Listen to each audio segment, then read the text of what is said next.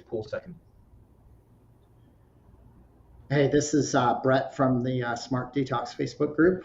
I'm just double checking to make sure that this is actually live in our group while we're talking here. This is going to be a super, super important Facebook Live video, which it does look like it's live. Give me a thumbs up if you're watching this and you see it live. That would be super helpful. Okay, so this is my first interview that I've ever done in our Facebook group, and it's because it's such an important topic. And what it is it's I really want you guys to just for this next talk, I want you to set aside any beliefs you have. You can believe whatever you want to afterwards, but I want you to just have an open mind and say, hey, I'm gonna be willing to just consider the evidence here. Of maybe that what we've been told about vitamin D isn't entirely true. And it's a hard thing to do because there's a massive amount of groupthink in the health and wellness space. And I've noticed this. I want to just give you a couple really, really interesting examples about groupthink that I've seen before that is really problematic within. It happens in all areas of society, aspects of society, but it also happens in the health and wellness space, and it can be very detrimental to your health. And I'll give you two examples. So if you have looked into cookware, if you do an internet search from your favorite health experts on cookware, almost everybody will tell you this enamel cookware is the best non-toxic cookware. And so if you trust the experts, that's what they're going to tell you, is go with the enamel cookware. Now, I was hired professionally to research cookware toxicity. And so I actually contacted the companies and I said, hey, what are you using as an enamel glaze? And I looked up the details, and I looked up the material data safety sheets and the toxin migration levels of each of those toxins that's actually on the glaze. And then, and you can do this yourself, you can get distilled water, get a TDS meter, very inexpensive, tells you how many parts per million. You can put a lid on the pot, put some distilled water in there, leave it on low overnight, test it the next day, and you'll get about 20 parts per million of toxic petrochemical soup from that enamel cookware. And so all of the experts got it wrong. Now, was it because all these experts were researching it in depth? No, it's because these experts were repeaters. And they weren't researching in depth, because the thing people don't understand about health and wellness experts, myself included, is if they don't specialize in something, they're just repeating it. They haven't researched it in depth, and that's how they get things wrong, like they did the enamel cookware. And it's the same with these red light saunas. You hear about these red light bulbs are near infrared. Well, everybody's repeating that. They're saying they're near infrared. Everybody says that. And yet, when Leanne Vinay, who's an engineer, got the spectrometer reports of the bulbs, she exposed this at the Bulletproof Conference and showed that these were not near infrared bulbs. In fact, a regular incandescent light bulb has more near infrared than one of these red light bulbs. Now, who are you going to trust? All the experts or the evidence?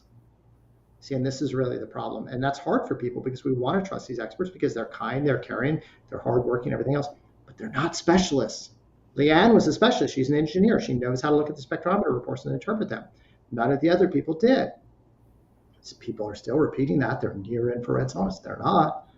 So it turns out this is the case with vitamin D. And I've been talking with Jim Stephenson, the guy below, with the guns in the background. Don't worry, he's a safe guy. Lives in a rural area, so like most of us in the Northwest, we have guns, and so he has specialized in studying vitamin D for nearly 2 decades. And after talking with him, I've been in conversations on and off with him for almost a year now, and I've become 95% convinced that what he's saying, that maybe vitamin D supplements are not good, maybe the tests aren't reliable, maybe we don't need to take supplemental vitamin D.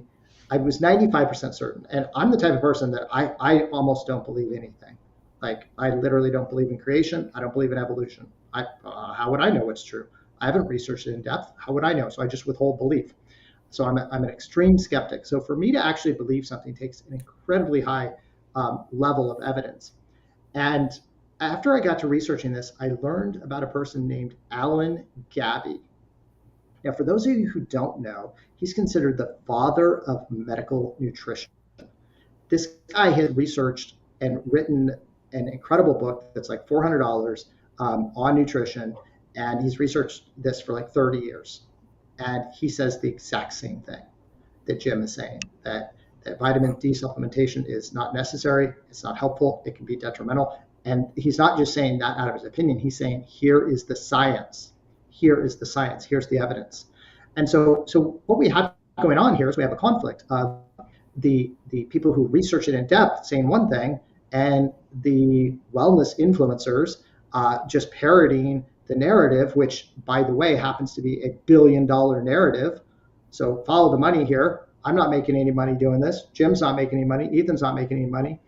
None of us are making any money, but the people selling the vitamin D, there is an incentive, which is why it's called vitamin D. In my opinion, I could be wrong about that, but it's just like vegetable oils. Why do they call them vegetable oils? Well, because they want to manipulate you into believing that they're healthy because they're from vegetables. No, they're seed oils. That's what they are. They're not from vegetables. They're from seeds. Yeah, and so that's why I'm doing this interview today, is to give you guys. Firstly, Ethan's going to give you an overview of the D situation. Ethan is a wellness influencer, very, very knowledgeable. He's interviewed Jim before, and he's going to be able to give you maybe a 10,000-foot view of the situation, and then him and Jim are going to talk more, and I'll interject, and I'll be reading through the comments of the Facebook Live here. So if you have any questions, or if you happen to be watching this on Facebook Live or later on YouTube, you can post your comments below. We'll try to get back to those. And I'll interject as I think is helpful. But Ethan knows more about this topic and interview than I do, so I'm gonna turn it over to him at this point. Awesome. Okay, great. So just to pick up on what you said, or Bret said about why they called it vitamin D, it's because it's actually not a vitamin or vitamin for my friends back in the UK. So one of the first parts of I'm going to call it a scam. One of the first parts of this scam is misnaming it because people are used to supplementing with vitamins and minerals. So if they call this thing a vitamin, then people want, well, am I getting enough? And then they look at the food and they don't find very much of it in the food. And a lot of people don't get much sun. And so it's very easy to move them over to the idea of we must be supplementing with this stuff. So let's get this first little fact out of the way. Vitamin D is not a vitamin. It's a steroidal hormone. Which is a very different thing, and maybe Jim will go into a little bit of science on that later, depending on time, but that's the first thing. So I want to give a bit of a bird's eye overview of the topic, and as Bret said, this is a big industry. It's more than $1 billion industry, and guess who's making most of this vitamin D? It's the pharmaceutical industry. Okay, so the pharmaceutical industry are making most of this synthetic vitamin D. And by the way, when we're talking about D, and the supplement form, we're not necessarily talking about that you find in food. Okay, so if you're eating salmon or you're eating mushrooms or something and getting various forms of D, that's fine. We're not talking about that. We're talking about the typical synthetic supplements usually made from irradiated sheep's wool. So that's primarily what we're talking about here. So let's, as I say, let's get a bit of a bird's eye view. So it's an industry that's primarily provided through Big Pharma. So while your natural doctors and various natural health gurus are often promoting D, it didn't start there. The GPs are promoting D, just as they are B12, for example. So they're promoting D and they're selling the supplements which are provided by Big Pharma in an over $1 billion industry. So that's a little red flag for those of us that are naturally health minded right there. This is coming from and then supported by the natural, but coming from the conventional medicine world. Okay, and it's not a vitamin, it's a hormone. So there's a couple of things. The third thing is that it's not in much food, especially if you don't eat seafood. If you don't live on the coast or something, cultures that have not lived on the coast, where are they going to get from food the D3?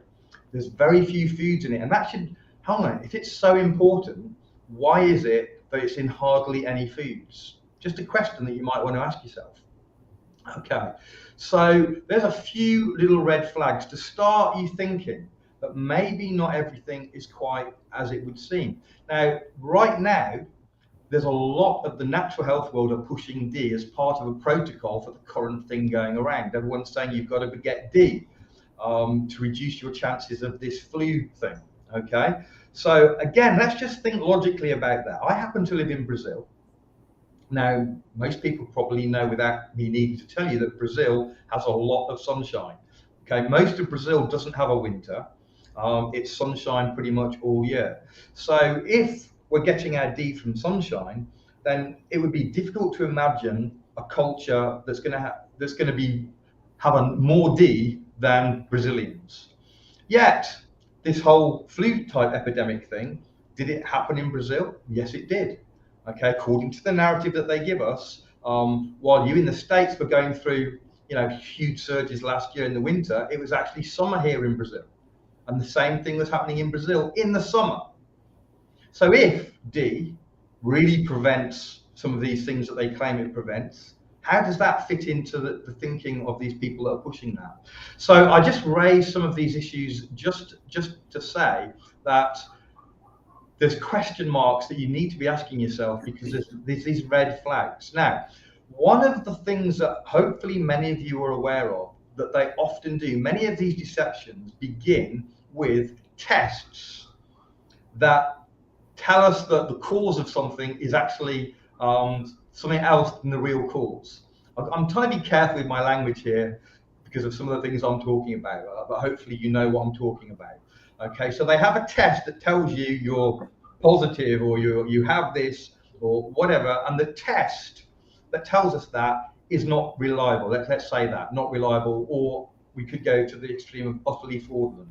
Okay, so hopefully some of you are aware of different situations through the history of natural health where they've done that, where they've used tests that are less than accurate, shall we say.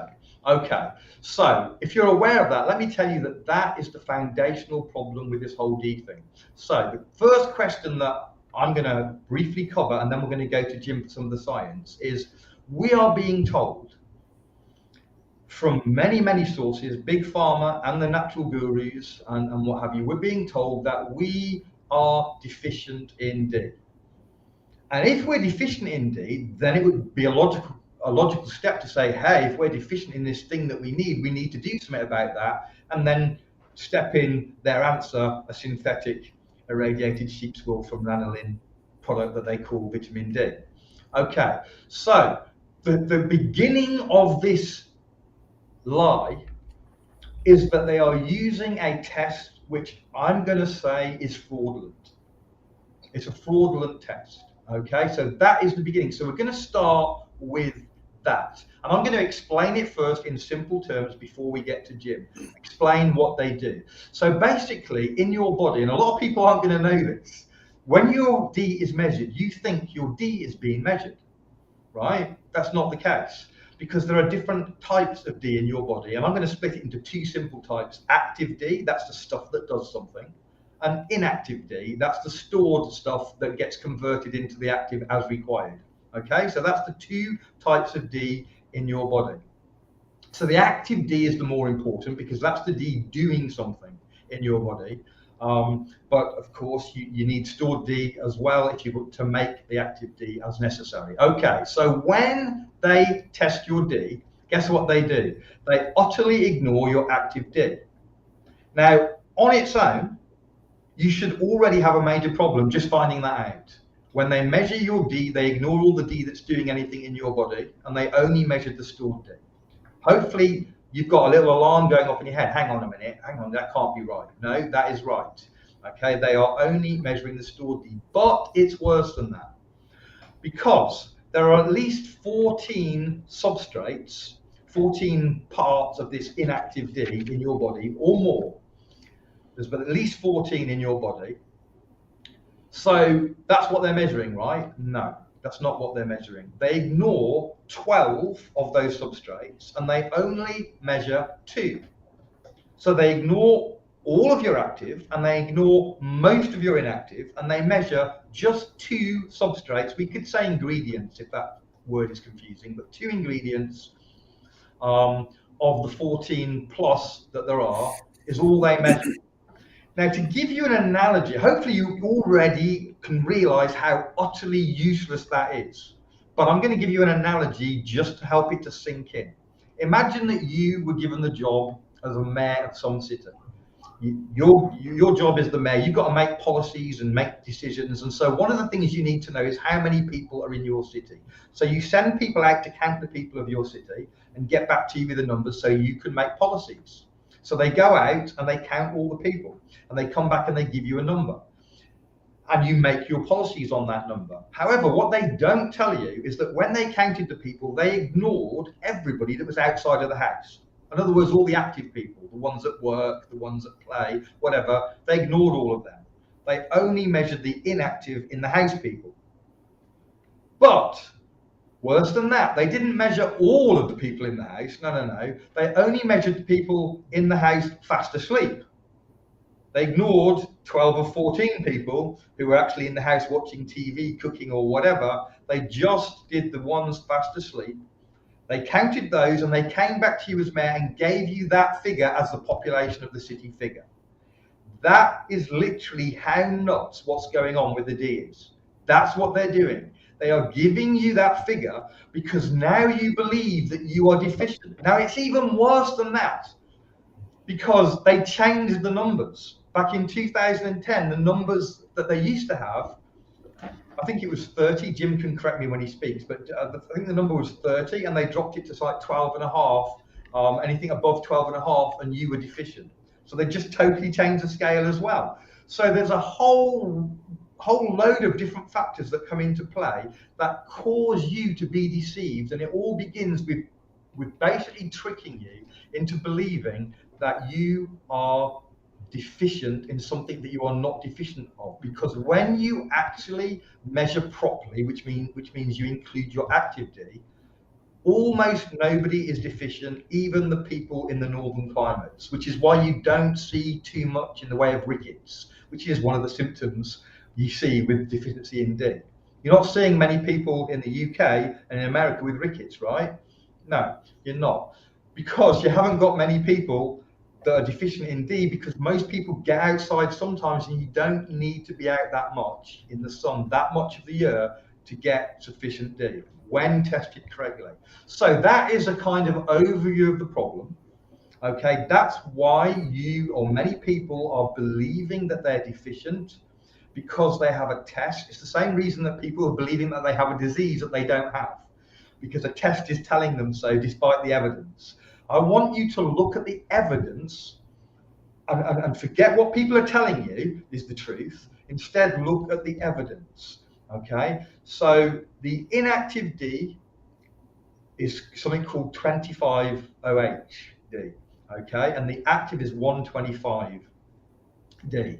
So you are only having a fraction of your stored D measured, and that is the whole basis for this deception. Okay, so hopefully you've got the overview. Okay, so I'm going to bring Jim in now. So hey, Jim. Hey, how you doing? I'm great. So it's really great to have you back on and be chatting like this. And so you have studied this for decades. I know your understanding. I've never met anybody or know of anybody that has your understanding on this issue. So I really appreciate you spending so much of your time sharing this information with people and getting not paid for it. That's just, contrary to the people pushing it, you're not being paid for this. And in 20 years or that you've been doing or whatever, you've not been paid for all this time and energy and effort that you put in freely, because you're one of the good guys and you want to help. So can you explain a little bit about, back a little bit up of what I've said with the actual science? So I've given no actual science, but you've got, so one of the questions that's going to be popping into people's head as we're saying this stuff is, hang on a minute, because there's all these people, Dr. McCullough or Dr. Axe or whoever it is that's there, and I'm not saying on those in particular because I don't even know their views on this, but I'm just naming them as well-known health gurus, have a pushing D. Dr. Tenpenny, whoever it may be. So great people with great understanding of natural health and what have you in many respects. So how can I trust what's being said here? And the reason and the answer is the science, right? We have to get to the science, not what Jim thinks, Ethan thinks, Bret thinks, Dr. Axe thinks, whatever. It's what does the science say? So let's get into the science a little bit. So I'm going to hand over to you to begin that. Can you give us a little bit of the actual evidence and the science that's actually on the table? Why is it that they're only giving us this 25D and ignoring the active D, for example? What it seems crazy. Well, what you have is you have a lot of people that have published papers, and that's a peer review process. And so if you have someone who writes a paper and says that 25D is the generally accepted marker to check deficiency in people, and they're able to cite work of others and get their work peer reviewed, you're able to establish that as accepted because there's work to cite, whether it really legitimately makes sense or not. You have, there's a serious bias in publishing. Like in the beginning of any disease, when you have some sort of thing that's accepted as the cause of it, if you try to publish any alternative cause of something, you're going against the flow. You're probably not going to get published. And I don't know how many years ago, probably a decade ago, the guy who ran the British Medical Journal said probably half of the documents that have been published and peer reviewed are wrong or even openly false on their face. So they've built the entire testing paradigm around 25D. And that's really beneficial to the insurance companies because it's much more cost prohibitive to study or to test the 125D. The 25D has a half-life of several weeks long. The 125D has a half-life of 8 to 12 hours. So the minute they draw that blood sample, it's necessary to freeze it and keep it frozen during all of the transit. So there's the influence of the insurance companies not wanting to spend a ton of money on testing the active form. So they're trained in medical school to just test the 25D. Okay, so if we can translate that just in case some people didn't get it. Basically, it's harder and more expensive to test the active D than the inactive D. So money is partly potentially a root of why they're not testing the 125, which is the active form. Okay, so there are studies, and one of the things that people point to a lot is that there's a lot of studies that do show that people who are sick have low 25D. Do you want to give some information on that? Yeah, so again, it's the only one they measure. So when you have a group of people that are suffering from a said disease, they will measure their 25D. And the people that don't do as well trying to get over a disease compared to the people that, let's say, compared to the people that don't have a disease, they do have lower 25D and there are very valid reasons for that.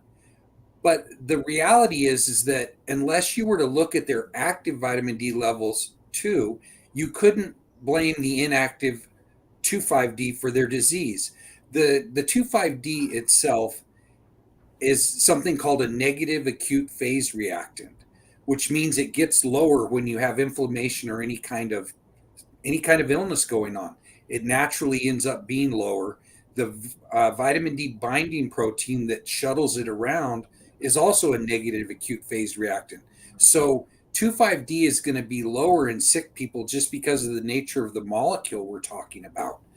And that doesn't mean that they are going to be low in the active form. And they don't test it, so they can't even ever prove that to you. Okay, so because they typically will say, this sick person is low in D, and when they say D, they mean inactive 25D.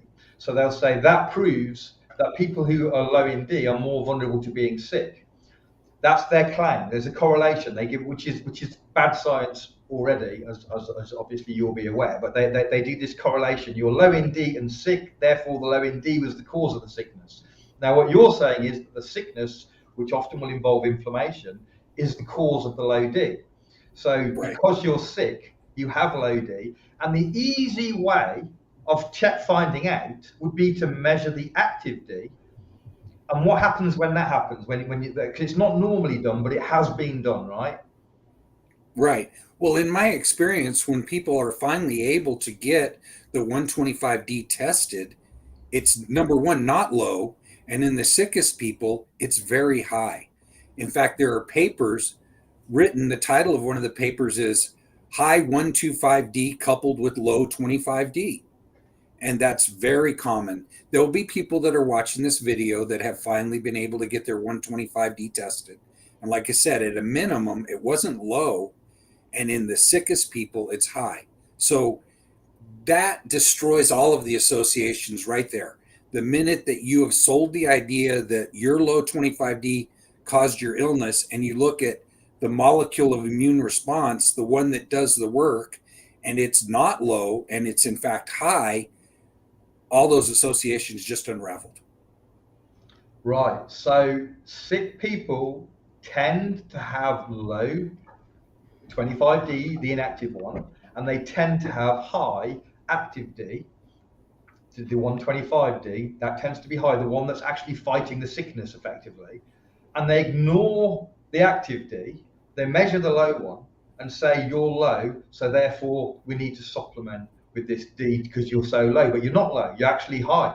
Is that a fair paraphrase of what you just said? Yes, especially if you're describing the sickest people, because you have to remember that the immune response that we want from vitamin D comes from the active form. It doesn't come from 25D. The 125D is the one that creates what are known as vitamin D response elements. I always call them the chemical and the biological warriors. So they're the biological ones are T cells and macrophages, those kind of cells that take on the fight. The chemical warriors are what are known as antimicrobial peptides. They're like the acid that nothing can get immune to, that takes them out. So that's the major difference. Those things are made by the active form. And so when you are actually in an immune situation, your body's naturally going to make those molecules. So it's pretty ludicrous to even think that a sick person would be low in the active form of vitamin D. Wow. So the active D then, what you say, the D that's going to help you fight your disease is typically high in sick people. So when they're being told that they're low, they're actually high. And if they're not low in inactive D, they're probably healthy, because it's a nice little marker. It is actually a useful marker in indicating whether you're or not your body's under assault, right? Because if you're under assault, you probably use that inactive D to make active D. You're probably high inactive, and that would be the reason you'd be low. So you can use the D25 as a marker, but not of low D, but a marker of inflammation and assault on the body.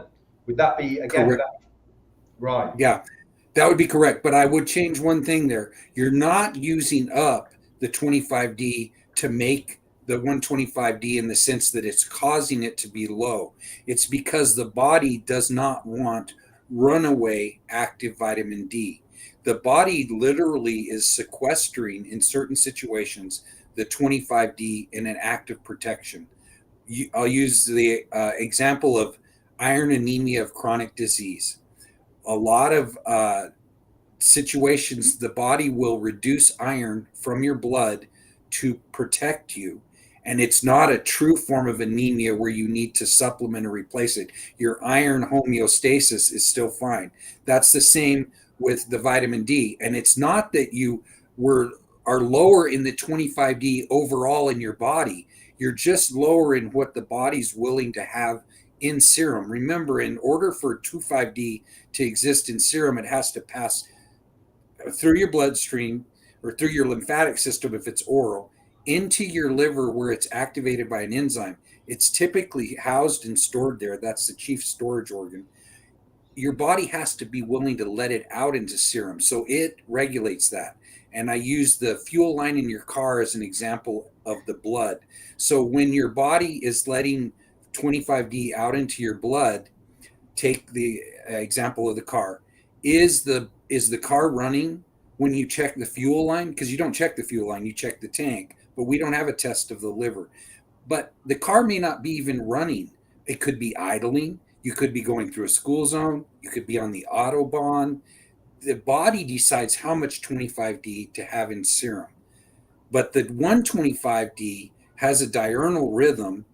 It is not a seasonal variation molecule. It's not lower in winter, as you're told. Vitamin D is. 25D can be lower in winter, mostly because you're not making D3 in winter due to the lack of UVB. But the 125D has, like I said, a diurnal rhythm. It's made as needed. It's not lower in winter, and it's what the body is actually using. Wow, you just dropped a bombshell there, because what everybody thinks is that I've got to supplement in the winter because in the winter it takes a nosedive, and you're just saying that the active form is not affected by that. It's not seasonally affected. It stays up all through the year, right? Right. You have to insert a little common sense there, okay? In the winter is, if you have a winter, like you pointed out, some places don't necessarily even have a winter. But when you have a winter, and if your immune system was built around vitamin D and it was really built around 25D and it got lower in winter, when we actually get sick, with the exception of polio, then that would be a really stupid immune system. We probably wouldn't still be walking the earth today. We would have perished because our immune system would be designed around a seasonal molecule that fails you when you finally start to get sick. That's a really great point. Thank you for sharing that. I hadn't considered that before. Yeah, how crazy would that be? D's vital to my immune system, and just at the time of year when everybody gets sick, it nosedives. That would not be good. So I mean, a lot of this, as you say, Jim, this is common sense. Yes, we like to look at the science to support our common sense, make sure that our common sense makes as much sense as we think it does. So we do need to get to the science, but yeah, this is just common sense. And do people in sunny countries not have any of these diseases because they've got all this D from the sunshine, and they still have them, right? They still have the flu, and they still have all these other things. And even when they're in Brazil, where I live, there's not even really a season in most of it. We don't. It's just one long season, and we still get all the the same sicknesses and what have you. So, right. That's again, just use some critical thinking skills and some common sense. Now, hopefully, people are beginning to see that actually the test that they've been believing in and trusting in is not what they thought it was, and they need to start asking some serious questions about that test. But there's going to be some people who think, well, look, there's some people that say that we should supplement, and some people that say we shouldn't, and I don't know. So just to be on the safe side, I'm gonna supplement. Now I know that that's a really bad idea, but I want you to explain a little bit about why that's a bad idea. But I'll give the brief answer to why it's a bad idea, because not only is it not going to help your health, it's going to do serious damage to your health in a multitude of different ways. Now, again, we're not talking about eating salmon and mushrooms or whatever. We're not talking about that. That's fine. Eat as much of that as you want. We're talking about what's usually recommended by the doctors and the naturopaths and all the rest of it, which is a very different thing, which is cholecalciferol, which is actually, interestingly, the active ingredient in rat poison. And in fact, that's probably a good time to bring that up, because the way that it kills rats and mice and so on, it does the basic same thing to humans, but it's not going to kill them because we're bigger and stronger and what have you, and the amounts we take are relatively small. So it's not going to necessarily kill you, although it can, but it's going to disrupt certain processes in your body. One of the big ones is your calcium redistribution. It's going to mess that up in a big way. Another big one, and I'm hoping you're going to touch on some of these in a minute, Jim, but another big one, which is particularly important for our female friends, is it really mucks up the thyroid. Um, so, and various other things. So it also suppresses the immune, not improves the immune.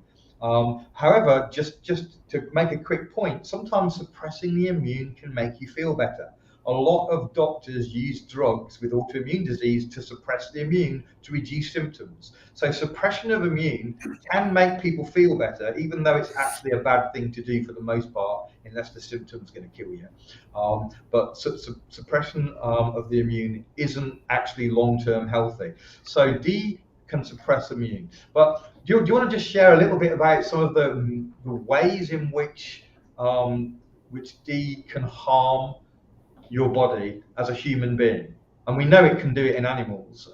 Dogs and cats, I've seen information about problems being caused by the fortification of their pet foods with D, and it's causing problems for dogs and cats. Already mentioned rats and mice. What about humans? Can you share a bit about that, Jim? Sure. So when people look at the fact that it's used as rat poison, they have to make sure they look at the right way that we're talking about it being used as rat poison. The act that we're talking about is via hypercalcemia, okay, by inducing higher levels of blood calcium, okay? There are other methods of killing them with anticoagulants and some other things, but we're talking specifically about inducing hypercalcemia as the pathogenesis model for vitamin D in the rats. And so that exact same biological act, which is your blood level of calcium, is controlled by vitamin D. That's why they always tell you, you need to take vitamin D so that you'll absorb appropriate levels of calcium in your body. But when you have people that decide that they need these insane levels of vitamin D, that is going to be matched with the body's ratio or homeostasis level of calcium as well. So if hold on, stop you there. Okay. So what you're saying there is, if you're taking a high level of D, your body has to match that by providing calcium. Is that what you just said? Yes. If your blood level of calcium or vitamin D is increased, it has to increase the level of calcium there. That's one of the roles of vitamin D, is to absorb more calcium. But the problem is that we have varying levels that people target. So if you're shooting for 25, I'm going to use US measurements, NG, and I'm shooting for a wellness protocol of 80, the amount of calcium in my blood is going to be relevant to the amount of vitamin D. So I'm going to need more calcium in my blood. So there will be times when I'm taking my pill of vitamin D and I may not have the appropriate calcium in my gut to match it, to be absorbed. And in those instances is when the body has no choice but to go and match that calcium, the D and calcium together, from bone. That's when it goes and does something called resorption, and it pulls the calcium that it needs to put in the blood from bone. That's the actual rodenticide biological method. So the rats, we're only giving them D. We're not giving them calcium.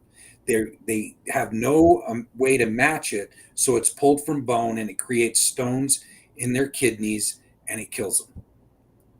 Wow. Okay. So can we solve that problem by just taking calcium with our D? Well, it would solve that problem, but does it create a new problem?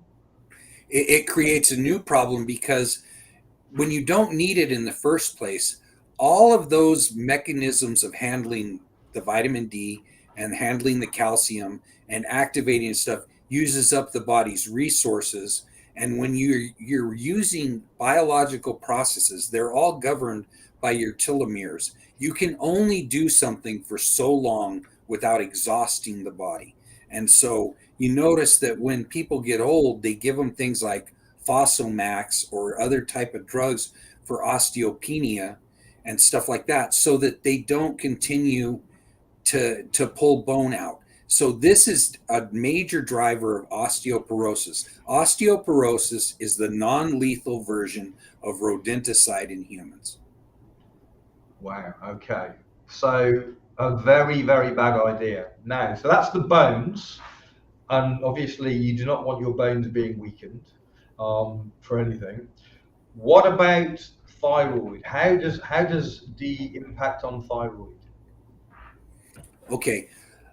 Now, the calcium we were just talking about, what a lot of people are going to run into when they read about vitamin D is they're going to be sold the idea that 25D is the molecule that controls certain processes. Just like we said, it's lower in winter, but it doesn't drive your immune system. The form of vitamin D in your blood that determines the amount of calcium is the active form that's not being measured, first and Right. foremost. Yeah. So, as I said before, sick people can have suppressed 25D with high 125D. When you find yourself in that situation, regardless of why, there can be times that the vitamin D receptors are no longer expressed. And at that point, there's not a home for the active form of vitamin D. So That's when what you, it's. can I just retranslate to help people Sure. out here? So when you say that their receptors cannot be expressed, you're meaning that the places for the vitamin D to bed, the receptors for them are not available. So the Exactly. vitamin D hasn't got a home to go to, Right. so it can't do its job. Like when you go to a parking lot and you have, your particular parking slot there with your name on it and somebody else is in it, you're going to Right. go and take somebody else's. So Right. that's really what ends up happening with vitamin D. Vitamin D, when it can't get to the vitamin D receptors, it can then co-opt another nuclear receptor system like the thyroid. And this happens quite often. So that's what ends up happening. If you notice, there's cascading diseases in people with autoimmune disease. They Yes. don't just end up with a thyroid problem. Pretty soon they have some adrenal fatigue. They have osteoporosis. They have chronic fatigue. All these It's layers. a domino effect. It is It's a big domino time. effect. So let's just backtrack a little bit then. So D, like all nutrients, has receptor cells, and it has to go into those receptor cells to do its job. So active D is trying to do its job of support your body's immune and so on, and it can get its receptors blocked. One of the ways that the receptors can be blocked is by D25, right? Correct. So when you take your supplement of D25 because you're low on your stored D, one of the problems that you're causing is first of all, you're not low in D, we've established that, but you're high in active D because the active D's got a big job to do because your body's under assault. And now you take the D25 and it's blocking up receptor sites for your active D to do its job properly. So you're trying to help your body and you're hindering your body because you're blocking up the receptor sites. So first of all, you stop your D working properly. That's your first problem. And your second problem is that your active D has to go somewhere. And one of the places it's going to go, because it can't get into its proper receptor sites, is your thyroid receptor sites. And it's going to knock out things that should be going to your thyroid receptor sites to help your thyroid to function properly. And so you begin the domino effect. Is that a good paraphrase of what you've just been saying, Jim? That is. And this problem's magnified by the fact that the active form of vitamin D is the most powerful naturally occurring steroid in the human body. You can have inputs of more powerful steroid class molecules, but the body doesn't make a more powerful one. And so there's a normal tight regulation of that system. So when they do the scientific analysis of the 125D's attraction to other receptors like the thyroid, they find that it actually has a higher affinity, is what they call it. That's a power of attraction to the thyroid receptor than the T3 that's actually for there. So the minute that you lose tight regulation of your 125D in a dose-dependent fashion, it will displace what they call the native ligands for those receptors. Wow. So again, so the native things that should be going into there, one of which is T3, which a lot of people with thyroid issues know a lot about because they've got problems with that. The active D, once it's pushed out of its natural receptors, is more strongly attracted to the receptors in the thyroid that T3 should go in than T3 is. So in other words, it's unfair competition. The D is going to win that competition, and it's going to take up the receptor sites that your T3 should be going into. And I think most people with thyroid issues know how that's going to be a problem, right? So thyroid is a massive, massive problem for women in our current times. And I think practically no one is talking about where supplementing, or not supplementing, because many people who don't supplement with D are accidentally supplementing with it because everything is fortified with it, right? So people are being given D through many foods without even knowing it. And then, of course, there's a large number of people who are actively choosing to take high levels of D. So this D that they're taking is having serious effects on their thyroid and on their bones and on their immune system. Before we even start, I mean, there's probably lots of other things. Maybe you know some of those. That's pretty much where my knowledge ends. I can't think of any other examples.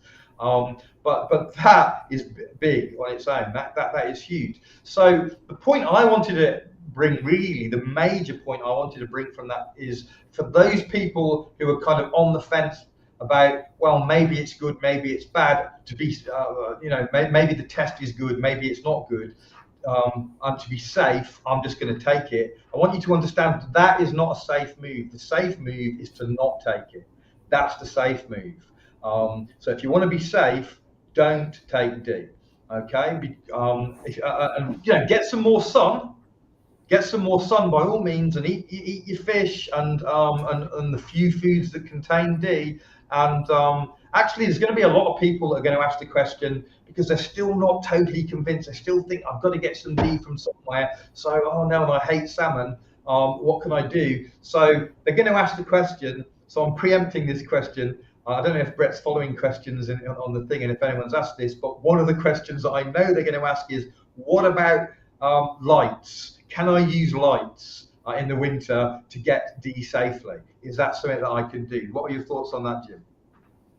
You can use lights to make vitamin D, but you have to ask the question behind the question. Are you deficient in the first place? See, that hasn't even been established. Light is very helpful for a lot of things, but if you don't have a vitamin D deficiency and you're focusing on this D3 to 2,5-D dilemma, if you're not deficient in the active form of vitamin D, it's not really necessary. The thing that I actually think about a lot is that your body's really smart, and it knows what time of year it is, and it knows whether or not there's natural D3 being made. And so if you were to go and use a vitamin D lamp when the body knows, because you've been going outside every day, that it's not making vitamin D, it's going to also be smart enough to know it's the time of year you liberate your storage because there's no new arriving. Look at how it is in marijuana is a really good example to look at. Marijuana has its seasonal variations, and if winter comes, it makes the marijuana flower buds that grow on it that people use. And if you interrupt its light cycles while it's doing that, it messes up its circadian rhythm. So there's not I haven't done any much research in that area, but there is concern for that. And I work in a hydroelectric dam where there are people that operate the turbines, and they're locked inside a room in the day when they could be out getting sun. Now, somebody like that, while they're in there and the UVB is available outside and they're not able to get out there, that would probably be a good use of that. Or for other health issues or skin issues, vitiligo, things like that, but not necessarily to treat a deficiency you don't have. Excellent answer. So people in hospital, long-term hospital, it might be good for them.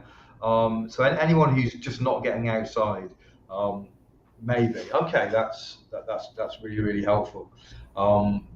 Yeah, because that's a question that I get asked all the time, for sure.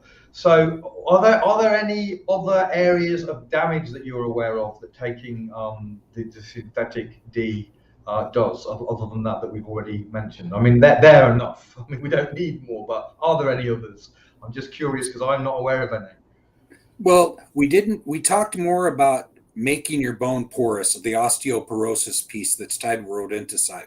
Right. But a lot of people, you also, when you have way more calcium in your blood, because you're taking a lot of vitamin D, your blood becomes like a shellac, is how I like to term it, that has a lot of calcium that can get deposited in your soft tissue. And there's going to be people that send messages in that are going to say, oh, we figured that out though. You take vitamin K with your vitamin D and you don't calcify your soft tissues. Well, let's analyze that for a second. The osteoporosis isn't caused by calcifying your soft tissues. It's caused by pulling the calcium for your soft tissues, or that ends up in your soft tissues. Yeah. So vitamin K doesn't rescue you from bone resorption in any way, form, or fashion. But vitamin K is important because even at normal levels of vitamin D, you have a certain amount of calcium and you don't want it in your soft tissue. But vitamin K is another fat soluble, and it's also another molecule that the healthy body makes. So a focus on vitamin K is warranted, but don't couple it with vitamin D. What you have is you have people that are trying to justify treating a false deficiency of vitamin D by putting their own spin on it to bring it into their woke position of, we figured it out, just take K with D. K and D are both fat soluble molecules. They are picked up in the gut by the lymphatic system, which is its own circulatory system. It's a slow, sluggish system where those molecules, fat soluble molecules, are picked up by LDL cholesterol for transport, which runs the risk of just storing it in fat. So it's a very inferior way of attaining vitamin D and vitamin K. The healthy human gut makes vitamin K. Excellent, because that, again, you brought up a good point. People think they've solved the problem with K, but they've got this calcium that's got to go somewhere. It's got to go somewhere. So so kidney stones, well, that I would assume is going to be an increased risk when you've got these high levels of calcium floating around in your blood. It's got to go somewhere. Soft tissue, sops into an organ, around your joints. It's got to go somewhere, right? Correct.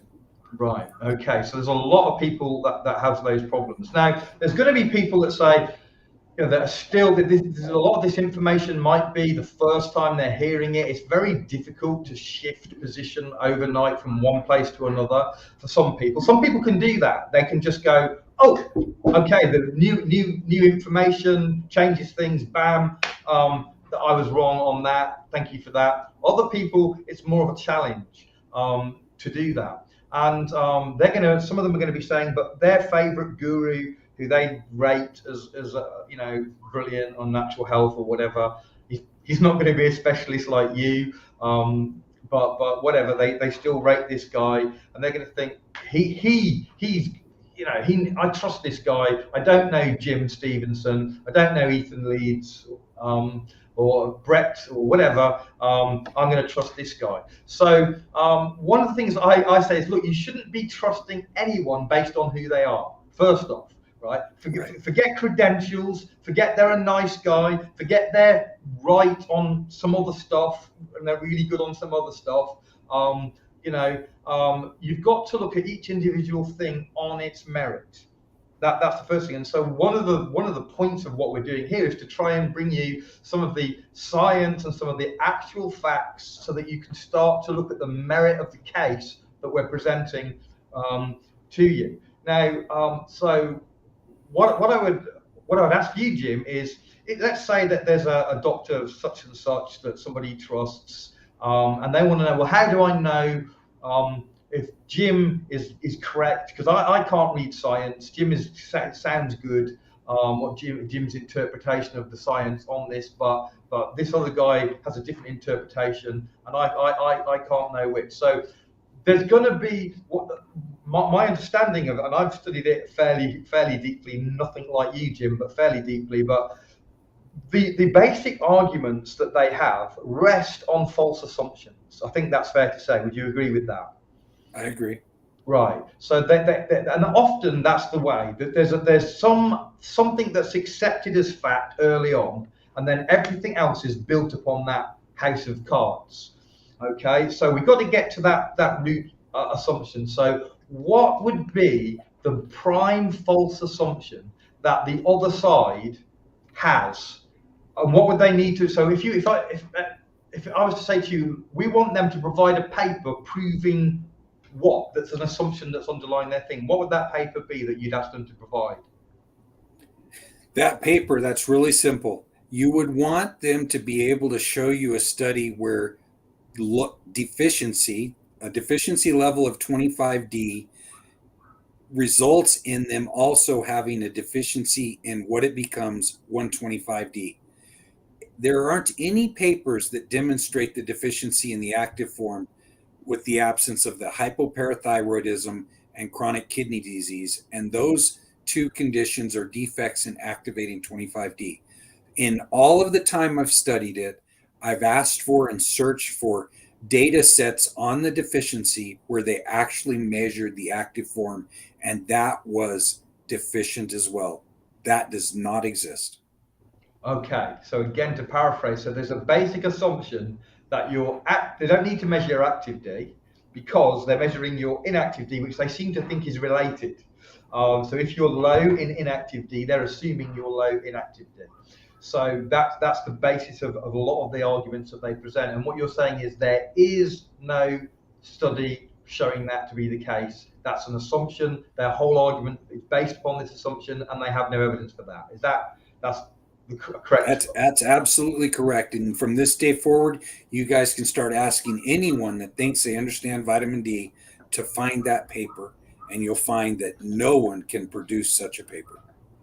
Wow. Okay. So guys. So those of you that think your naturopath is recommending D to you, and he knows what he's doing, or she knows what she's doing, that's the question to ask. Do you want to rephrase that question? What's the paper? Just want to reset, because they can maybe make a note of that now rather Sure. than have to play back. The paper they're looking for is a paper to show what? That shows the deficiency demonstrated in the active form 125D, not assumed because people are low in 25D. Right. So when they're tested and they show that they're low in 25D, that result has resulted in them being low in 125D. That's what you want to show in a paper, and that hasn't been done. That's the only way it matters, because we know all of the papers that have any real substance to them will point out that it is 125D that does the work. It's what we want. It's the active form that activates the vitamin D receptor to make the chemical and biological warriors. So you cannot assume that somebody low in 25D is low in that without at least developing some science around that to prove that, and no one has. Are there any papers, and I know the answer to this, but I want to hear it from you, are there any papers that show people low in 25D and they have measured the active and they're high in active D? Yes, there's that paper I mentioned earlier, high 125D coupled with low 25D. And I also know this just from people that I've talked to over the years, especially ones that finally get their vitamin D, their active form tested. In fact, when I first learned of the active form of vitamin D, it was because of a family member that was sick, very sickly, had all those cascading autoimmune diseases we talked about, and the doctor ordered the 25D test. The level was 23 ng US measurements, and they wanted it to be at 30 or higher, of course, and they said, you're deficient in vitamin D. They immediately said it was the cause of all those fibromyalgia, chronic fatigue, all that, and they said, take this 50,000 IU pill once a week, and then you're gonna get better. Well, ironically, that pill caused the level to drop to 11. So we're talking about people that can't increase their vitamin D, and some people actually have it drop because the body doesn't want it. So once I saw that happen, I started doing research. This was in 2005. And then I found that there was an active form, and they hate to test the active form. Those of you out there who decide you're going to ask for the active form, you're probably going to end up having to do that on your own from like request a test. Unless you have a pretty cool doctor or something, it's hard to get that test. It took almost a year. And during this year, vitamin D was avoided other than whole foods. And after a year, finally got the 125D test, and it was at 76. And for context, the range is 18 to 72. So avoiding vitamin D during all that time, it's still at 76. Well, look at that. 11's a deficiency in 25D, but this person had the active D of 76. That's anything but a deficiency. It's termed hypervitaminosis D. Wow. I was reading an article just recently by a chemical manufacturer who makes D3. So I was just curious as to what they were saying about D3. And even they, so a major manufacturer of D3 from lanolin, said, and I've got the quote somewhere if people want to see it, I can maybe get it posted below the video, but they basically said that certain people shouldn't take D3. I can't remember the categories they gave. One of them was people with heart conditions. There was a few categories they gave people that shouldn't take D3. So this is from a manufacturer, a sales company of D3. They were saying that, and they went on to say that there were potential side effects of D3, which included, and one of the things it included was death. So this is for humans they were talking, not for rats. This is for humans. So this is a manufacturer of the product. So when you start seeing these warnings, it reminds me of the warnings that we have for certain injections that nobody talks about and ignores. But if you read the actual, safe and effective, we're told, but then read the actual stuff. Hang on a minute, this might happen. This might happen. This same kind of thing with D. The warnings are there if you dig, but you have to dig because it's not being told. Why are doctors so reluctant to do the tests on the 125D active? They're trained in medical school to not test it. There's a paper called Choose Wisely, Don't Routinely Measure 125D. And they've singled out the conditions in which we know 125D is high, and then they guide you to only test it in those conditions. Sarcoidosis is one of those, hyperparathyroidism, most granulomatous diseases. And a granulomatous disease, a granuloma is when macrophages can't kill something, like in TB, and they wall it off, they surround it. Those macrophages activate 25D to 125D, and so they can have quite a bit of vitamin D, 125D in them. But it's not limited to those conditions. It's just part of the game that they've played. It's almost like a conspiracy theory, isn't it? Like, don't test for 125D except for in these exceptional circumstances. It's like they know what they're doing. I mean, if you had a conspiracy mindset, you would definitely think that is just crazy that they won't. But Ethan, you can. Go on. Sorry, can I jump in here real quick? Absolutely. So we have several people in the comments asking, I just wanted to address this. You're talking about a lot of papers and everything, but where are these actual references? And what I want to let you guys know is that in the comments, we're going to put a link to Jim's Facebook group, as well as his Substack, that will have these references. And then if Jim has time, he'll go through the replies on this Facebook Live and some of the questions, and maybe actually post some of the papers if he's able to do that. But I can tell you from talking with him that these references are legit. He sent me more papers than you can imagine. It's just crazy the amount of resources that he has. So that there is legit science. We're certainly not hiding it, but we're obviously not going to do a 10-hour live here where we go over all the papers. But the evidence is there. It's in his Facebook group, and then he's also going to be publishing more on his Substack, which is a great place to support him that he just started as well. And both those things will be linked below. The other thing that I wanted to make sure was emphasized is one of the games that they play to sell more products is they move the goalposts. So so they'll say, oh, well, cholesterol used to be healthy within this range, but hey, we can sell more statins if we change the range here. And so it's a game that the industry has played for a long, long time. And Jim, could you talk a little bit more about that? How even within the D25 tests, they've moved the goalposts. Correct. And some people might have caught it at the beginning when Ethan was talking about it. The goal was raised from 12.5 to 30. I think he said the inverse of that. So in 2010, starting back in 2008, Canada and the US asked the Institutes of Medicine, the New York Academy of Sciences, to do an exhaustive evaluation of all the research out there and adjust the goal. And they did it. The IOM report, I was waiting for it to come out. It was, I want to say it's close to 1,200 pages long. And they looked at all of the papers out there that met their criteria, and they found that not only was it not helpful, in a lot of cases, it was harmful to try to up the level. And they settled with 20 as the goal.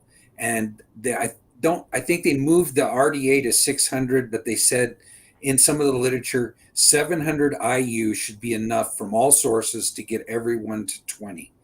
And following that, there was an outcry that they were influenced by Big Pharma trying to make sure everybody's sick when the molecule is Big Pharma. Who's promoting it? The same people that are Big Pharma. It's where you go to get your vaccine, where you get your vitamin D test and your vitamin D prescription. It's all the same. So there was a backlash from that. They came out with papers that said things like, there was a paper called The Big Mistake that was funded, at least I think in part, by Grassroots Health, who make a lot of fear porn graphs of 25D. And they said they had a statistical error in their work, and that 700 IU to get to 20 is completely wrong, that it was going to take 7,000 IU to get you to that mark. That would be a grave error. But a quick trip to Medscape reading about vitamin D replenishment will tell you that 1,000 IU moves you about 10 ng. So 7,000 IU would move you. It would add 70 to whatever your baseline is, well above what they said it would get everyone to 20. They made the statistical error clearly. And so following that, Michael Hollick, through his influence, he ended up getting with the Endocrine Society, and that's when the goal got raised to 30. And so when you read papers about vitamin D deficiency, you're going to see sections that talk about how 25D is the accepted deficiency marker that you need to test. And that gets back to that round robin citations of one another. But next time you read one of those papers, somebody shared a 2022 paper with me the other day that talked about the deficiency. It had the citation that you went to see that validated why you checked 25D. I followed it through. It was a 2006 paper. Okay. In 2006, the goal wasn't 30. So this huge paper about vitamin D deficiency, most of the people in it wouldn't have even been labeled deficient using the citations to support it. And so it's totally a house of cards. Wow. Okay. So, are there any other questions in the group, Bret? I'm not following that. So, let me add one thing that I wanted to mention. So I said 125D is the one that does the work and makes the immune response molecules, chemical and biological warriors.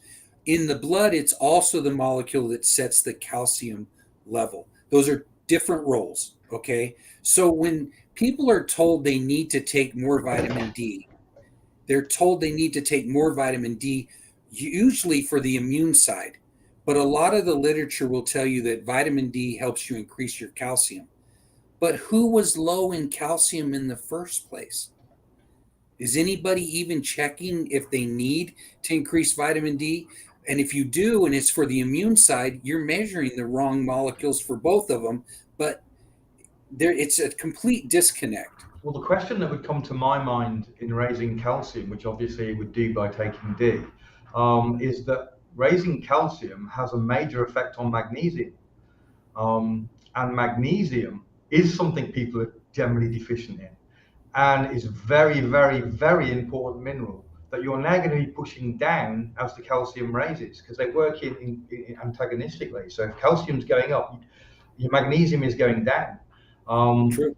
So that's another knock-on effect, and we see that we've got massive problems and many diseases, so-called diseases, related to magnesium deficiency.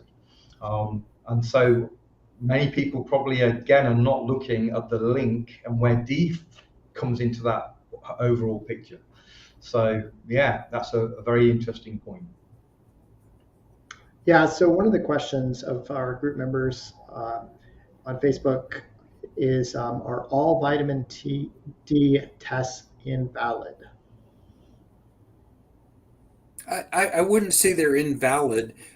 So the 25D doesn't really assess what they call the downstream biological molecule 125D. So when you're low by the human set goal, adjusted in 2010, that doesn't necessarily mean that you're low in the active form. And I like Ethan's analogy there. I have an analogy, okay? We have the fuel line analogy that we talked about earlier. But when it comes to vitamin 25D tests, you're only looking at what's in serum, okay? You're not looking at true storage. You're not looking at what's stored in bone, what's stored in fat, what's stored in the liver, what's stored in the kidneys, what's stored in muscle, what's made its way into tissue and cells already. So if using a kitchen analogy, if I were to go into the kitchen right now and I want to assess 25D, it's a substrate. It's an inactive substrate. I use a flour and bread analogy, not a blooming flour to make bread. So if I go into my kitchen and all I look at is the flour out on the counter, say you have a canister that you fill that has flour in it from a big bag locked in your pantry or up in the cupboard, that's serum. What's out on the counter is the 25D that's out on serum, out on the counter. You're not actually assessing the true stored vitamin 25D, which is in the bigger bag, or it's in the muscle, it's in the tissue.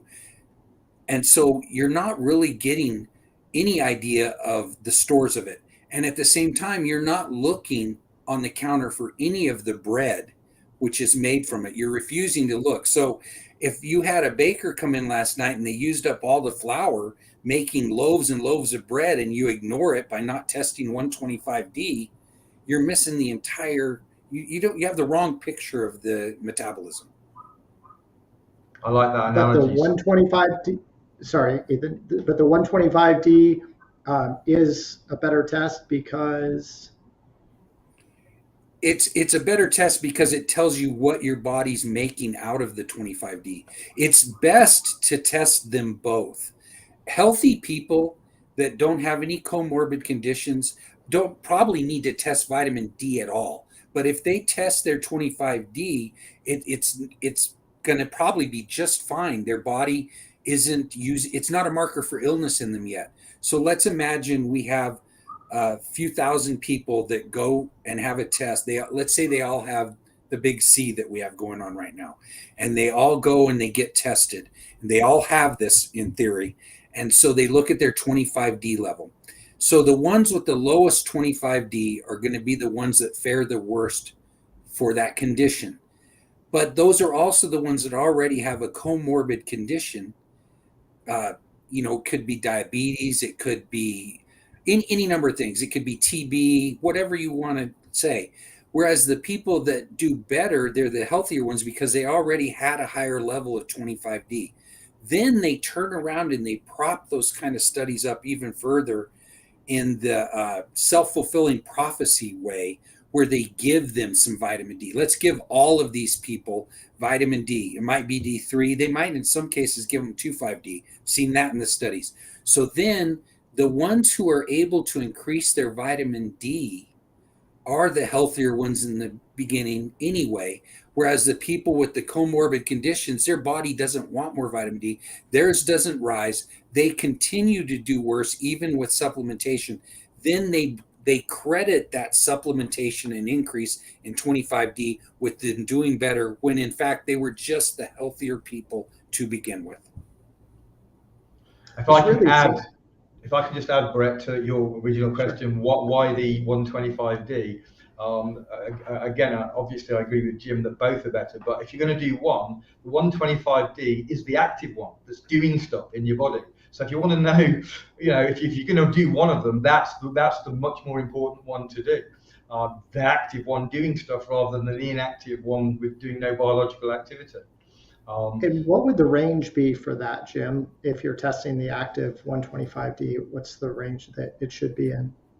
Each lab has a slightly different range, and I've even seen it broken out by age group and sex, but in general, it's 18 to 72. And do you agree with that? Has that number been gamed like the 25 number was gamed? No, see, that's the amazing shell game right there. So if we had a pandemic of 90% of people deficient and they were blaming the 25D level, the reason they wanted to raise it, wouldn't it be logical to say, well, those same people that have been sick because their 25D is low must have been sick because their 125D was low as a result of it. So wouldn't both ranges have changed? But they didn't. And this doesn't have anything to do with what we're talking about, but you're going to have a lot of people that have studied MTHFR mutations, for example, and a lot of them are going to know a bit about folate and methylfolate, and they're going to realize that it's not folate, it's methylfolate that matters. And I think what ends up happening is people get confused by the B vitamins being a two-step activation process. And so they see D3 becomes 25D. That's what they test. And they don't realize you're not there. That's not a methyl counterpart in a D molecule to methylfolate. That's comparable to folate still. There's not really a whole lot of difference between D3 and 25D. They're both simply substrates to make molecules that actually do something.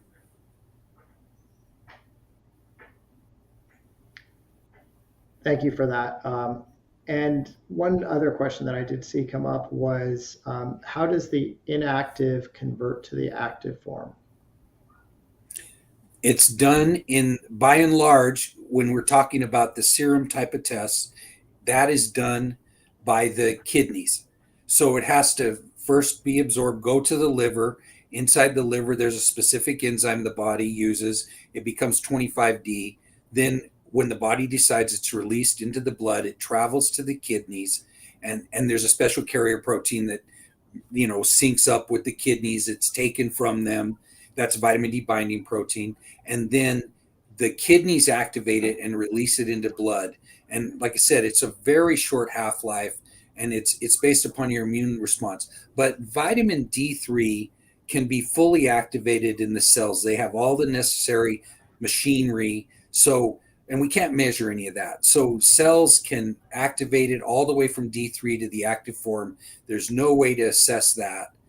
There are people that will tell you, well, they're low at the cellular level of 125D when their 25D is this level. Well, you can't measure that. How can you even prove that? There's no way to assess that. How would you know what the appropriate amount of 25D in blood is to have the appropriate amount of 125D in cells, since you can't measure it?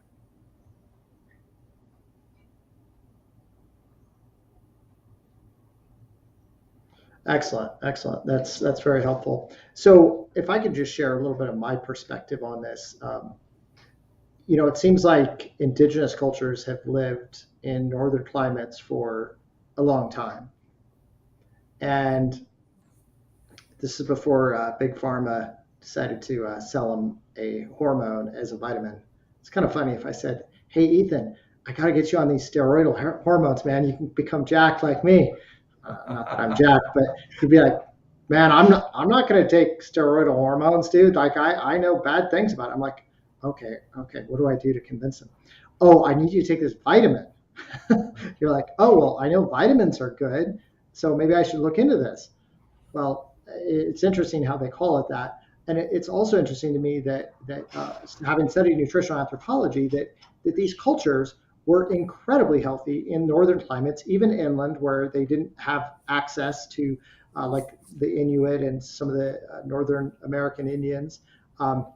They didn't have access to fish very often, and yet they were incredibly healthy. And so without even, I think I respect science and I see a value for it, but I also see that how incredibly healthy, when you read the book Nutrition and Physical Degeneration by Weston A. Price, you learn how incredibly healthy these people were, and they didn't even know what a vitamin was, and yet they knew things about, like there's an example with vitamin A deficiency of a explorer in North America who was going blind because he was vitamin A deficient, and he ran into some Native Americans and they trapped some salmon in a stream and pulled its, kind of gross, pulled its eyes out, fed it to them, which were loaded with vitamin A. Now they didn't know what that was or why it did it, but they knew that it helped with vision, and so there were no significant sources of vitamin D. And so what that tells me, just from a 10,000 foot view, is in the wintertime, is either A, we don't need it as much, B, our body, and boy, when you study the microbiome, you learn that it can create all sorts of different things in our body on demand as needed, or it's liberated from our fat cells as needed, or a combination of all of it. And yet somehow we've all been convinced that we're all low in vitamin D, hormone D. And it's interesting because we have a testosterone epidemic, if you look compared to native cultures, compared to our great grandfathers, and yet they're not talking about that, about how to get your testosterone levels up. Not that I would recommend taking testosterone, but addressing the root cause. And so it's just bizarre to me, like throughout all of human history, when people lived in northern climates, they didn't supplement in vitamin D, and they were way, way, way healthier than we are. And yet we need to take it. And it's because here's some of the underlying problem with the thinking is we all instinctively, and we all use shortcuts, mental heuristics to make decisions and to figure out truth. And so we look at it and we say, well, okay, the soil's depleted of nutrients, of minerals, all these sorts of things. So we need to supplement, right? Okay, that is a really, really, really good point. And that's why it's important to eat organic or ideally biodynamic with remineralized soil. Very, very important to get those minerals somehow, those vitamins and minerals somehow, because it's just not in the foods. I agree with that. Now, there's different debates on how to do that, but vitamin D is not a vitamin. It's not a vitamin. And so to say that we need this substance, when the papers, according to, again, not just Jim, but do a Google search on Alan Gabby and who he is, and you'll see this guy is incredibly well credentialed. He may not be well known, but he's incredibly well credentialed in the natural health field. He spent 30 years researching nutrition, and he's saying the exact same stuff that Jim is saying. In fact, I'll post an interview below of him and Debbie Birkinson, who did an interview about that, who also talked about the SMART detox protocol and how effective it was. But they're saying the same thing. And so if you're at the point, having watched this interview, where you're uncertain, well, taking no action, in other words, not taking it, is going to be the safe approach rather than taking it, because traditional cultures didn't take this and they were fine. And so that's kind of my mindset, my overview, and I'd love to hear both your thoughts as we wrap this up. Well, of course, I agree with what you're saying about supplementation because of the state of our food, but D's not missing from our food because of the farming techniques of modern farming. D was never there. It wasn't right in the food. Exactly. So there's an argument for supplementing with food state products that contain minerals and vitamins and so on, because of the devastation of the modern farming techniques, which destroyed the nutrient content of our food. But that argument doesn't travel today. It just doesn't. So yeah, I absolutely, that's a very good point. And I hope, my hope of people watching this video, if they've not heard this argument before, is that they at least stop while they do the research. Just stop taking D and dig deeper, and check out the resources that we will be giving below this video, some of the papers that Jim will put up there. Get into his group. He's got an amazing group with a complicated name. I can't remember what it's called. What's it called, Jim, your group? Steroid hormone D. Yeah, that's a scientist group for you. I would never have named my group that. But anyway, anyway, it's an amazing group. Get in that group. Connect on Facebook with Jim, with myself, and Bret, and have these discussions. What we're trying to do here is just get people to think about things that they probably haven't thought too much about, and just don't believe me, don't believe Jim, don't believe Bret. Just be open to the information and check it out and do your research. And I think when you do that, there's no other place you can come down on other than what Jim is saying is absolutely correct. And that this is something that we not only don't need to supplement with, but actually is doing us a lot of harm if we do. So if we can get people to just see that, then that would be fantastic. And by the way, if people have enjoyed listening to this and got something out of it and feel that this is good information, sharing this video would be a really, really good thing to do. A lot of the time we can't do much to change the world, right? But we can do little things that change things. And sharing information like this is part of that. So if you're in Bret's group and you're watching this video and you've got your own page, which of course you do, sharing it to your page or into other groups you belong to would be a really, really good thing to do. We'd appreciate it, because we're not being paid. I haven't got a vitamin D supplement or an alternative to D to sell you, right? I'm doing this because it's the truth and I want to help people. Jim's the same, Bret's the same. We just want to get this information out there because we are seeing the devastation it's causing on people's health. And sometimes some of those people are people that are close to us that, so I've just had somebody very close to me and I discovered that they've got a problem. And I suspected, hang on a minute, you're not taking D, are you? And sure enough, they're taking D, and that's the cause of the problem. We've got to get this information out there. So please help us get this information out. Okay, I'll say my piece here too. So it's like you said, we're not lacking vitamin D because of those reasons of depleted soil and stuff. It's a sunshine molecule. 90% of it's made in the body, not acquired through food. That's an inferior way of getting it. And evolutionarily, it doesn't make sense that higher levels of vitamin D are necessary. It's in very few foods. You get darker to not overproduce it. It's just not something that's abundant in nature. And then when people were asking you about papers and references, let's not lose sight of the paper that we're asking for. Where are the papers where the deficiency has been demonstrated in the active form? Go out there and ask people about that. And then ask yourself, if it doesn't exist, and it doesn't, I can assure you, why doesn't it? And why don't people have a problem with that? If we're selling a deficiency on the grand scale of 90% plus, and we're selling it as everyone is it, no matter how dark they are, that the body's gotten so stupid, or are we so stupid and gullible that we're falling for these new levels, these new goals? And I sometimes I tell people, this would be like if tomorrow they said the minimum speed on the freeway now is 100 miles an hour. And if you can't get there, your car is broken. You better do something about your car. It's a manipulation of goal that we're up against, and they only manipulated the storage goal, and they don't even measure the true storage. Quick question that's just popped into my mind that some people might ask, Jim. You just mentioned that 90% should come from the sun.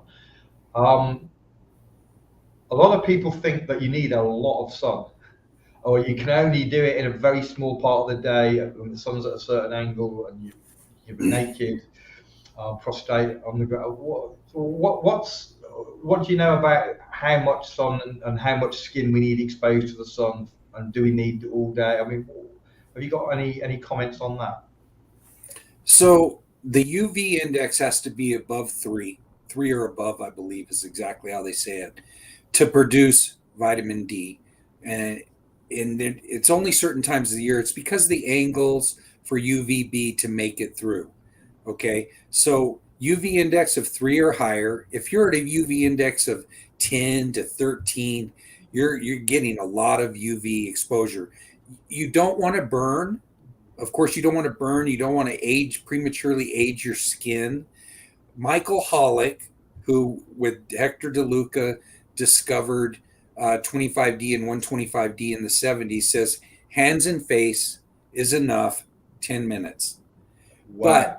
But and this isn't for this podcast, there are a lot of other vitamin D molecules. So when you go in the sun and you make D3, the continued exposure to UVB progresses the molecule past D3 and makes a host of other vitamin D molecules. That's why you want, that aren't measured, that if there's a deficiency, it's more than likely going to be in those molecules no one's talking about. But you still want to err on the side of reasonable sun and don't burn yourself. And I'll leave people with this thought. So vitamin D deficiency first became an issue when we fortified in the 30s. And it was because all of the kids were getting rickets. If you do your due diligence and your research, there are some unique characteristics of the kids that were getting rickets. There were 80% of the kids in Chicago alone had rickets, and you can't have an epidemic of something like that. It's not a genetic epidemic anyway. What was going on in the 30s? What were these children doing? And you'll find that the children were working in factories and things like that indoors in formidable years when they needed sunshine. Okay. And why were they working indoors? Everyone was poor. Families needed an income from anyone that could work. And they needed small stature people inside these factories. And what else was absent? What was absent was there was no compulsory education and there was no child labor laws in place to prevent any of that from happening. And so that's where it began. And what happened right then? Crony capitalism. That's where Fleischmann's yeast got its start. There was a Sunshine beer. University of Wisconsin-Madison wanted to get their patents in place before they published pro-vitamin D literature. And so it's been since then. And so that's the foundation and the beginnings of the vitamin D deficiency that's led to today. And there are lots of people still profiting, just like at its inception, from it existing. Awesome way to end the chat, I think. Absolutely. Guys, thank you so much for taking your time, for informing people about this crucially important topic, and because you're obviously doing it for benevolent reasons to get the message out to help people improve their health. And for those of you watching this, because I know this is going to be published on YouTube and some other platforms, as Ethan mentioned above or earlier, be sure and share this. We're going to post links to the different places where you can share it to, and also where you can follow myself. So I run the largest sauna detox group in the world, where I teach people how to do a $10,000 detox protocol on their own for just the cost of some vitamins, which you don't need vitamin D for it. And we'll post a link for myself, for Ethan's information, where you can find him, as well as Jim's Facebook group and Substack, where you can follow and support his work. And thank you for watching, and thank you guys again for being on. Thank you. Thanks for having me. And just one quick thing, you might want to, if you're going to share it, you might just want to wait until give us time to put those references below, so that when you share it, you can include those or add them later, either way. Okay, thanks very much. All right, thank you.